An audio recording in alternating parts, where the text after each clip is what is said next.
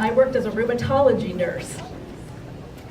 I'm now a full-time Instagrammer and a grandparent. So that makes me an Instagrammer. Photography is something that I have always loved. Photography and scrapbooking. Photography helps me find beauty in the everyday, and scrapbooking is a way to creatively document memories. I remember the film camera days. Do any of you remember when we used to have film cameras and you'd have to finish every picture on the roll before you could see if any turned out? Exactly. We'd send the film in, wait a week or so, and check the mailbox every day to see if that film had arrived back.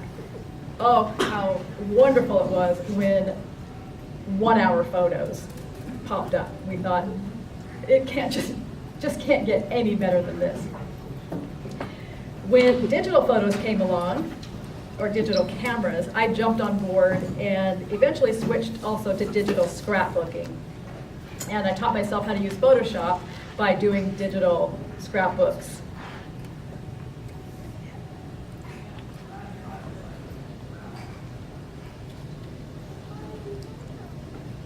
I blinked.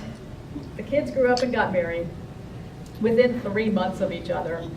So we had a whirlwind of wonderfulness, planning weddings and being in those weddings.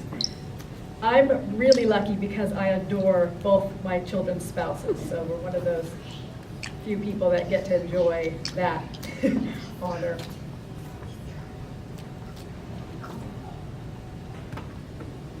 Corey and Zach, my daughter and son-in-law, were barely married a year when they decided that they wanted to become foster parents. When they first announced it, I was a little bit nervous for them. I played the what if game. What if they don't know what they're getting into? What if they get too attached and then the children have to leave? But they were determined, and we decided that we would fully support them and just go all in. We didn't have grandchildren yet, but we were determined to treat these kids just as we would treat our own grandchildren. So we just decided to jump in with both feet, and there was no holding back. Well, Corey and Zach had no parenting experience, so they decided to start slow with foster care. They requested one child, ages 2 and under. They got a call soon after they finished their training for a little boy who was 1.5 years old, but he came with a 4-year-old brother. Is that okay? Who's gonna say no? Kari certainly isn't. So all of a sudden they had 2 boys and became an instant family of 4.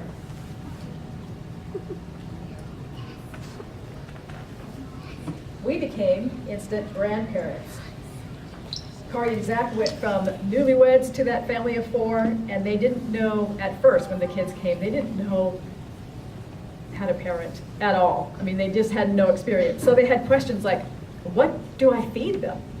Am I supposed to brush an 18-month-old teeth? The answer is yes. Luckily, we lived just 6 minutes away, and so we were able to help them out a lot. We had sleepovers with them once a week at Opa and Dee Dee's, that's what they called us, Opa and Dee Dee's house. And I saw them virtually every day. We were very involved and very close. I loved having grandchildren. What they say about grandparenting is true. It's the best. You can spoil them, you can love them, and then you can send them home.